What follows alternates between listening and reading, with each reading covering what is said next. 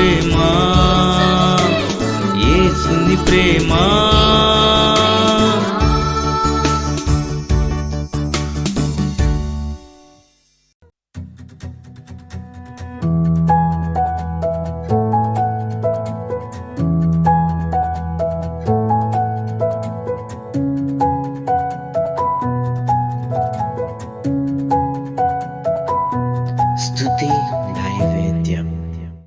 నీ జీవితంలో ప్రభువా నాకు ఇది చేయలేకపోతున్నాను తండ్రి, ఇదో ఈ కార్యంలో నేను లోటుగా ఉన్నాను ప్రభువా, నేను ప్రార్థన చేసుకుంటే దేవుడు ఏమిస్తాడంటే ఆజ్ఞను కూడా పాటించే శక్తిని దేవుడు నీకు ఇస్తాడు. దేవునికి స్తోత్రం చెల్లిందాం. దేవుని మాటలన్నీ పాటిస్తే మనకంటే ఆశీర్వాదం పొందేవాళ్ళు ఈ లోకంలో ఎక్కడ ఉండరు. రక్షణ పొందితేనే మనకి రక్షణానందం వచ్చింది, అంతే సరిపోదు.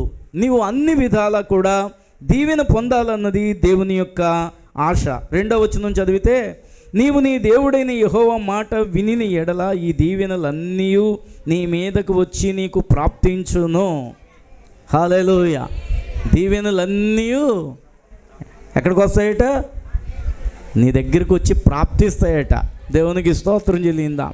ఏంటో నీ దీవెన అనుకుంటావు కదా, ఎక్కడ చూసినా ఏమీ లేదు అంటావు, కానీ ఎక్కడ తడివినా డబ్బులు ఉంటాయి. ఇప్పుడు దేవునికి స్తోత్రం చెల్లిందా. హల్లెలూయా కదా. ఇది తిందామా, ఇది తినగలనా అని అనుకునే పరిస్థితులే నీకు ఉండవు. దేవుడు మనకి ఏదైనా తోటనేసాడు కానీ అడవినేయలేదు. ఏదైనా తోట అంటే అన్ని ఫలములతో నింపబడిన ఆశీర్వాదం కలిగిన తోట అది. మానవుడు ఏం చేసుకున్నాడు, దాని నుంచి అది పోయి అడవి కావాలి నాకు అన్నాడు, అడవిలో గడ్డిని మేస్తున్నాడు. ఇప్పుడు మళ్ళా మనం ఆ గడ్డి నుంచి ఆశీర్వాదకరమైన ఫలాలు తినాలంటే, దేవుని సమృద్ధిని మనం అనుభవించాలంటే ఏ దీవెనల కోసం నువ్వు పరిగెత్తక్కర్లొద్దు, ఆజ్ఞలను పట్టుకో అంతే. అవన్నీ నీ దగ్గరికి వచ్చి ప్రాప్తిస్తాయని ఈరోజు దేవుడు మాట్లాడుతున్నాడు. దేవునికి స్తోత్రం చెల్లిందాం. కొన్ని మనం తప్పు అనుకుంటాం, కానీ కొన్ని తప్పు అనుకోం కదా. సాతానుడు అందుకనే తంత్రగొట్టి అట. వాడు ఎవడంటే దొంగ. వాడు నిన్ను ఏదొకలాగా వశపరుచుకోవటానికి వస్తాడు కదా. నువ్వు మెలకుగా లేకుండా చేస్తాడు కదా. ఒకడు దొంగతనం చాలా బాగా చేస్తారట. ఒక దొంగ గారు సాక్ష్యం చెప్పేవారు. ఎదుటివాడి షర్ట్ మీద ఒక బిస్కెట్ ఊసేసి అని ఊదివాడట. ఊది మళ్ళీ వీడే అయ్యయ్యో మీ మీద ఎంతో చెత్త రోత ఎవడో రాస్తాడండి, ఇదిగో అక్కడే బోరింగ్ ఉంది కడుక్కోండి అంటే పాపం అక్కడే బ్యాగ్ పెట్టి తొందరగా కడుక్కోవడానికి వెళ్ళేటప్పటికి బ్యాగ్ మాయం. దొంగ కూడా అంతే, నీ జీవితంలోనికి ఎలాగైనా ప్రవేశిద్దామని చూస్తూ ఉంటుంటాడు.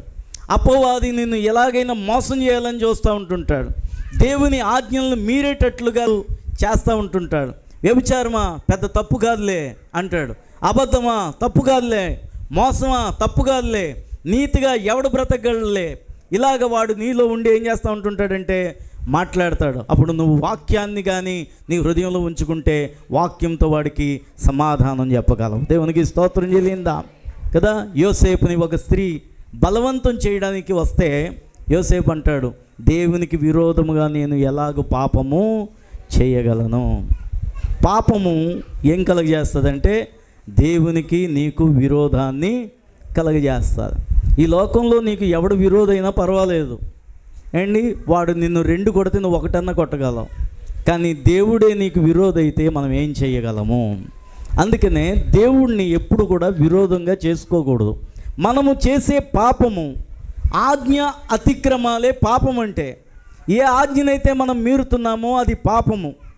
ఏదైతే సాతానుడు నీ జోలికి వచ్చి నీకు వల వేస్తున్నాడో దాన్ని గ్రహించకపోతే నువ్వు పాపములో ఇరుక్కుపోతావు. దాన్ని ఏమంటాడంటే భక్తుడైన దావీదు, అది దొంగ ఊబి అంటాడు. ఊబిలోంచి మరలా బయటికి రావడం చాలా కష్టము. అందుకనే దేవుడు మాట్లాడేటప్పుడు నీ హృదయంలో పశ్చాత్తాపం వచ్చిందంటే తప్పకుండా దేవుడు నిన్ను కరుణిస్తాడు, నిన్ను మరలా దొంగ ఊబిలో నుంచి లేపుతాడు. దేవునికి స్తోత్రం చెల్లిందా. హల్లెలూయా. ఈరోజు సంతోషంగా ఉన్నావు, కానీ గత సంవత్సరంలో నువ్వు ఎన్ని పొరపాట్లు చేస్తున్నావో కదా, ఎన్ని అతిక్రమాలు చేసి ఉన్నావో, పాపం అనే దానిని పాపము కాదు అనుకుని ఎన్ని ఘోరాలు నువ్వు చేస్తుంటావో కదా. నిజంగానే అవి ఘోరాలు నేరాలే. మనం చేసే ప్రతి పాపమును బట్టి దేవునికి మనం ఏం చేస్తామో తెలుసా? గాయాలు చేస్తాము కదా. ఆయన గాయాలు నువ్వు చేసావంటే నువ్వు ఆనాటి రోమన్ ప్రభుత్వం కంటే ఘోరమైన వాడవని అర్థం. ఆ రోజున యూదులు యేసు ప్రభు వారిని సిలువ వేయండి అని కేకలు వేశారని మనం చదువుకుంటాం. కానీ ఈ రోజున నువ్వు కూడా సిలువ వేస్తున్నావని గ్రహించగలిగితే ఏంటి, నువ్వు నిజంగానే ఆయన నేను సిలువ వేస్తున్నానని గ్రహించగలిగితే ఈరోజు వాక్యము నీలో ఫలించినట్లే. దేవునికి స్తోత్రం చెల్లిందాం. చాలామంది ఏమనుకుంటున్నారంటే నేనేమి పాపము చేయట్లేదు అనుకుంటున్నారు. దేవునికి విరోధముగా చేస్తున్న ప్రతి చిన్ని పాపమైనా సరే అది దేవుని దృష్టిలో దేవునికి గాయమే. కాబట్టి మనం అందరం కూడా ప్రభువుని సంతోషపెట్టే వారంగా ఈ సంవత్సరంలో మంచి నిర్ణయాలు తీసుకొని ఈరోజు తీసుకున్న నిర్ణయాన్ని రోజు జ్ఞాపకం చేసుకొని ముందుకు సాగుదాము. నీకు ఇచ్చిన వాగ్దానమును బట్టి ప్రార్థన చేసుకోండి. ప్రతిరోజు దేవుడు మనతో మాట్లాడుతున్నాడు. దీవెనలు ఎన్నో దేవుడు మనకి ఇవ్వగలిగిన దేవుడైన ఈ లోకంలో దీవెనలే కాదు, ఈ లోకంలో దీవెన లేని వ్యక్తులకు నీవు దీవెనకరంగా ఉండే వ్యక్తిగా కూడా ఈ సంవత్సరంలో మారిపోవాలి. దేవునికి స్తోత్రం చెల్లిందాం. హల్లెలూయా. ఈ నూతన సంవత్సరంలో మనకి ఎన్నో మంచి నిర్ణయాలు రావాలి. తప్పకుండా మంచిగా దేవుడు మనల్ని దీవించాలి. అందుకని దేవుని వాక్యాన్ని ఎవరు కూడా పెడచెవిని పెట్టవద్దు. విననట్లుగా కాదు, శ్రద్ధగా దేవుని మాటలు వినటం నేర్చుకోండి. విన్నదాన్ని అర్థం చేసుకోండి కదా. ఏదన్నా అర్థమవుతుంది కానీ ఏమర్థమవుతుంది కొంతమందికి? అసలు బైబిల్లో పేర్లే అర్థం కాదు కొంతమందికి కదండి. ఏంటి, నిన్నగాక మొన్న వచ్చిన తుష్పు అని పేరు వచ్చింది అనుకోండి, ఒక సినిమా యాక్టర్ పేరు. తుష్పు అంట ఏంటి, నోట్లో పళ్ళు లేనోడు కూడా పలికెత్తా ఉంటుంటాడు. కానీ దేవుని వాక్యం అనేటప్పటికి ఈరోజు నిర్ణయం తీసుకుంటారు. ఈరోజు బైబిల్ చదివేయాలా, ఈరోజు 10 అధ్యాయాలు చదివేస్తారు, రేపు 2వ అధ్యాయానికి వచ్చేస్తారు, 2 అధ్యాయాలే, తర్వాత ఇంకేమీ ఉండదు. మరలా వచ్చే సంవత్సరం నిర్ణయం తీసుకుందాంలే అనుకుంటారు. నిజంగా దేవునికి నువ్వు ఒక మాట ఇస్తున్నట్లు లెక్క. దేవునికి స్తోత్రం చెల్లిందా? దేవుని దగ్గర నువ్వు ఏం చేస్తున్నావు? ప్రభువా నీతో నేను సహవాసం చేస్తాను ప్రభువా అండమే బైబిల్ వాక్యం చదవటం అంటే. దేవునికి స్తోత్రం చెల్లిందా? దేవుని మాటను, ఇచ్చిన మాటను ఆయన వింటున్నాడు. ఆయన మన మాటలు వింటున్నాడు, మన ప్రార్థన వింటున్నాడు, మన ఆలోచనలు ఏం చెప్తున్నామో అవన్నీ వింటున్నాడు. కానీ మన మాట తప్పితే ఆయన కూడా నీతో మాట్లాడడానికి ఆయన కూడా ఇష్టపడాడు. దేవుడు మాట్లాడకపోతే మన జీవితమే వ్యర్థము. దేవుడు మనతో మాట్లాడుతున్న మాటలను విందాం, గ్రహిద్దాం, అనుదిన జీవితంలో వాటిని పాటిద్దాం. దీవెనలు నీ దగ్గరికి వచ్చి నిన్ను సంతోషపెడతాయి. క్రింద అందరికీ తెలుసు, మీరు చదువుకోండి ఇంటికి వెళ్ళిన తర్వాత కదా. నువ్వు ఎక్కడికి వెళితే అక్కడ ఆశీర్వాదం. నువ్వు వ్యాపారం చేస్తే ఆ వ్యాపారము ఫలింపు జరుగుతుంది. నీ కుటుంబము, నీ బిడ్డలు నిండైన దీవెనలతో నింపబడతారు. ఇదంతా కూడా దేవుని వాక్యంలో మనకి కనబడుతుంది. కాబట్టి అట్టి ఆశీర్వాదాలు అన్నీ కూడా మనం పొందుకునేలాగున మనం ప్రార్థన చేసుకుందాం. ప్రభువా తండ్రి, మోషే చెప్తున్నాడు ప్రభువా, మోషే ద్వారా నీ ప్రజలందరితో మాట్లాడుతున్నావు ప్రభువా. మేము నీ ప్రజలము, మేము ప్రత్యేకించబడిన వాళ్ళము నాయన. ఇదో నీ ప్రత్యేకమైన జనాంగానికి నువ్వు ఇచ్చే విధులు, కట్టడలు, నీ ఆజ్ఞలు, నీ ధర్మశాస్త్రమును మేము పాటించే శక్తిని మాకు దయచేయండి. నీ కృపను అనుగ్రహించు నాయన. నీ ఆజ్ఞలను పాటిస్తే, నీ వాక్యంలో మేము నడవగలిగితే వచ్చే ఆశీర్వాదాలన్నీ నువ్వు రాసించావు తండ్రి.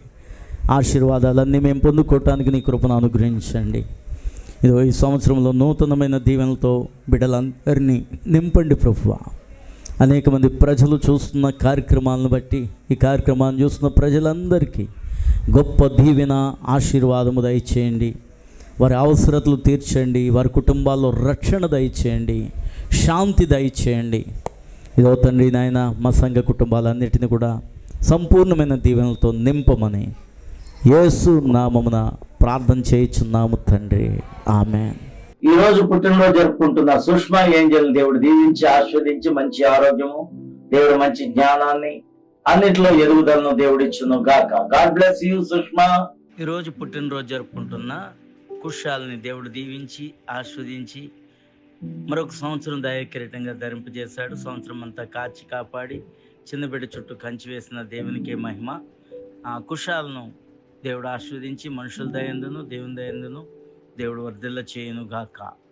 God bless you. Happy birthday to you Kushal.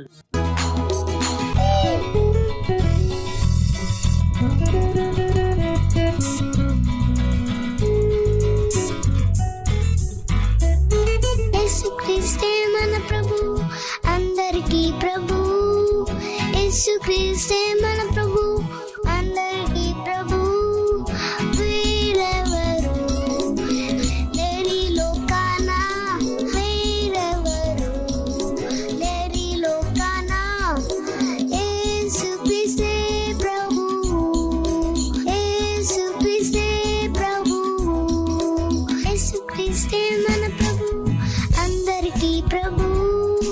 యేసుక్రీస్తే